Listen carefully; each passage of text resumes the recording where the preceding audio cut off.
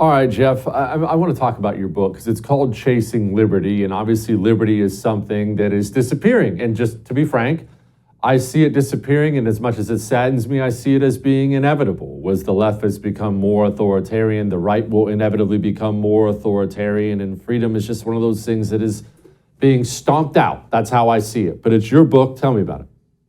Yeah. So, I mean, and you and I have talked about this for a long time, and a lot of people are becoming disenchanted with the Republican Party because what's happening, Jesse, is people are waking up to the reality that, when you elect a Republican, when they win, it doesn't necessarily mean that we win. There isn't enough of a difference between Republicans and Democrats, especially at the federal level, to really justify, voting for them and thinking that that's a victory. So I went through a little bit of a political dark night of the soul after these past midterms. I found myself surprisingly voting for more libertarians than Republicans. And what I'm talking about here isn't necessarily party. It's about putting liberty over party. I think it's time for us, and I've heard you talk about this many times.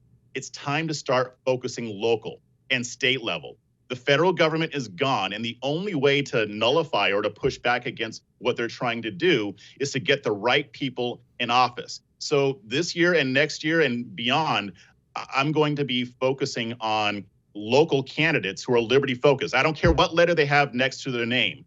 If their goal is to lessen the impact of the government, then I can rock with them. So in this book, I'm telling the story of how I came to this conclusion because it was really years in the making.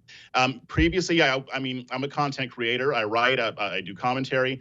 And my goal was really to try to push the Republican Party to actually do what it says it does, get them to live up to their values. And I was using my voice to that effect, and there still are. We still need those. But after a while, I just got tired of it. I'm like, okay, I can't mess with this party anymore. It's not going to work. I hate to say that they're beyond reform, but they need more pressure. So for me, this book is about how I made that journey, but I'm also using that story to make the case for liberty and focusing on liberty, especially at the local level. It's not going to be a sprint. Like we're talking about getting people in positions at the local level over the next probably decades before it can start bubbling up to state and then maybe to federal. But you can do a lot of good by making sure that you're electing a liberty-focused people for sheriff, city council, mayor, and other local offices. People forget about sheriff. Sheriff is the top law enforcement officer in your life, everybody. Remember that. Sheriff. All right, Jeff, libertarianism. Obviously, I have my love with it and my criticisms of it. I think it's the most wonderful form of government, but I also think it's not anti-communist. That has always been my problem with it, is it's defensive. And I like defensive, but defensive doesn't do you any good when the freaking commies have control of everything.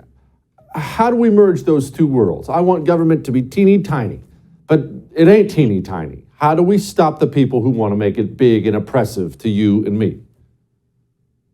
I was talking about this yesterday. I think the key is to get control, get political power, get political control, and then unload the gun. The government is a gun.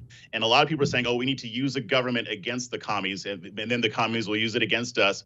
My thing is, take the bullets out of the gun. You get power, and then you weaken the government as much as possible so that even if it is in somebody else's control, they cannot use it to enact tyranny on the rest of the populace. And you were right about the whole growing authoritarianism thing. And it's not just on the left, it's on the right.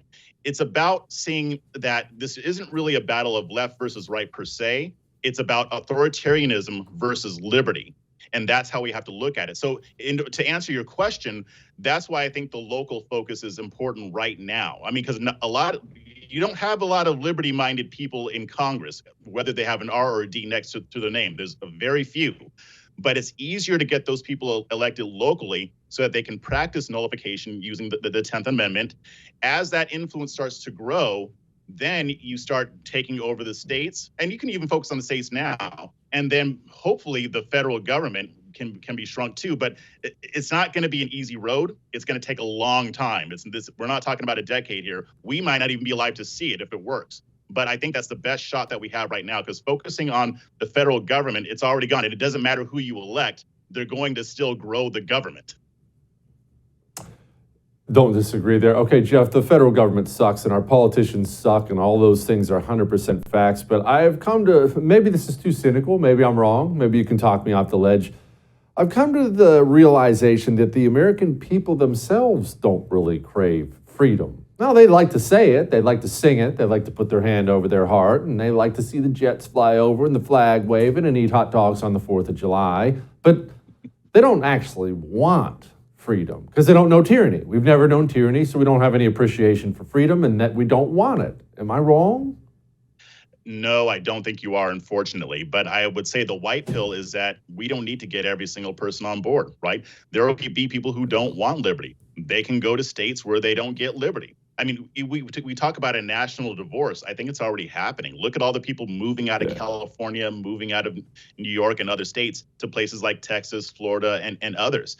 I think if we get enough people to create that tipping point, then those who don't want liberty, they can figure out a way to say, govern me harder, daddy, and live under that. But the rest of us shouldn't be forced to live under that. So I think that, yes, a lot of people don't want liberty. They say they do, even on the right.